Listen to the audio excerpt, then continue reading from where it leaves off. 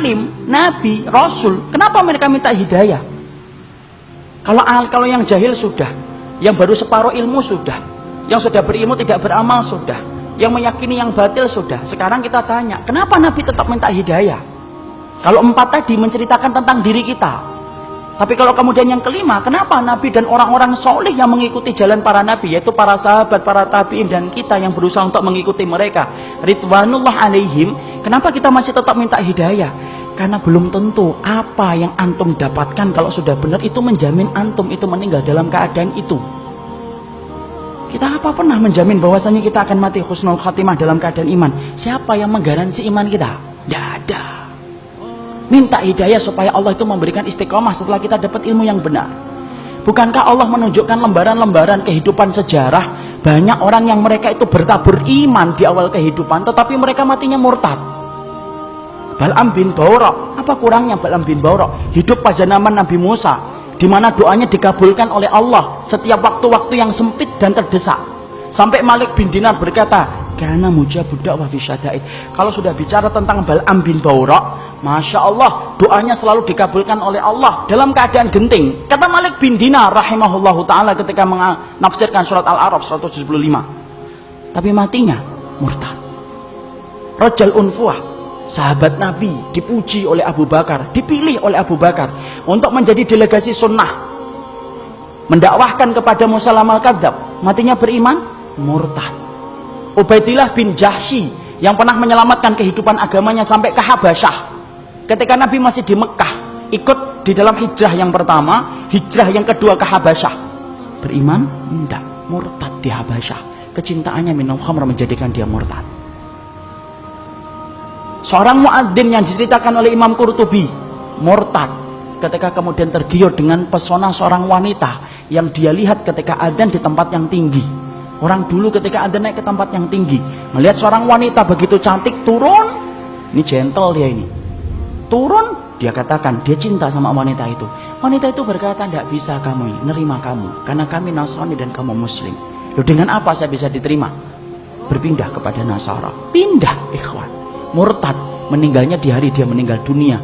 Akan mencampuri istrinya, naik ke atap, kemudian jatuh. Belum sempat mencampuri wanita yang menjadikan dia murtad. Siapa yang menjamin? Ini yang kemudian kita khawatirkan. Minta terus hidayah. Kenapa kita minta hidayah walaupun kita itu sudah memelihara jenggot, sudah kemudian ngaji, istri kita sudah kemudian berhijab yang syar'i, kegiatan kita sering datang ke kajian ilmu, bertemunya kita dengan orang yang salih, terus kita menjaga hangatnya iman. Tapi kenapa kita tetap minta hidayah walaupun ikhtiar sudah kita lakukan? Karena tidak ada yang menjamin antum akan masuk surga kecuali Allah. Ya, makanya sampai dikatakan oleh Rasulullah, ada di antara kalian, fa inna ahadakum la ya'malu bi amali ahlil jannah hatta yakuna bainahu wa bainaha illa dhira'un fayasbiqu alaihi alkitab fayamalu bi amali ahli nari hatta yadkhuluha. Makanya sampai Nabi beliau bersabda, ada di antara kalian yang melakukan amalan surga sampai antara dia dengan surga tinggal sejengkal, tinggal sejengkal ikhwan. Satu amalan tak langsung masuk surga itu harusnya, tapi ternyata catatan takdir mendahului apa yang dia lakukan. Lalu kemudian di akhir kehidupannya melakukan amalan penduduk neraka hatta yadkhuluha, sampai dia masuk ke neraka itu. Ada pula yang sebaliknya, fa inna ahadakum la ya'malu bi amali ahli nar hatta yakuna bainahu wa bainaha illa dhira'un fayasbiqu alaihi alkitab fayamalu bi amali ahli jannah hatta yadkhuluha.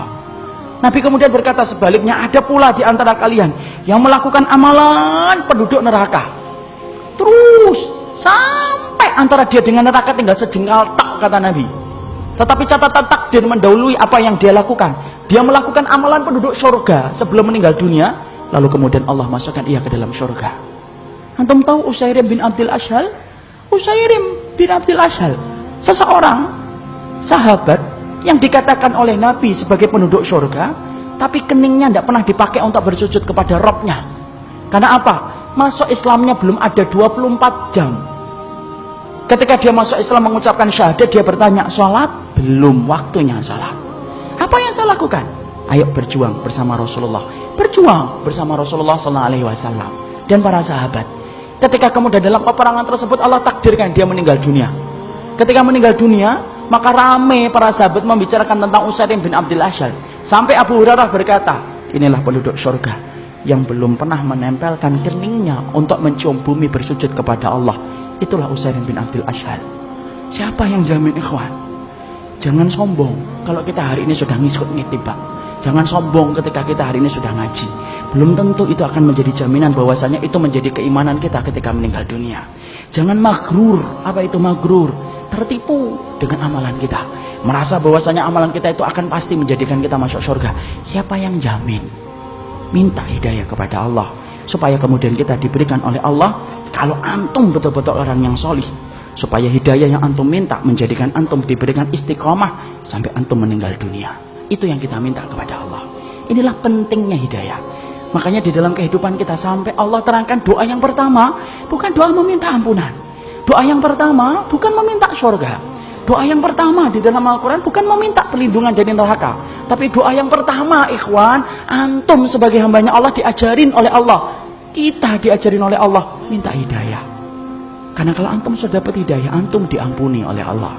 Kalau antum sudah dapat hidayah, antum dimasukkan surga oleh Allah.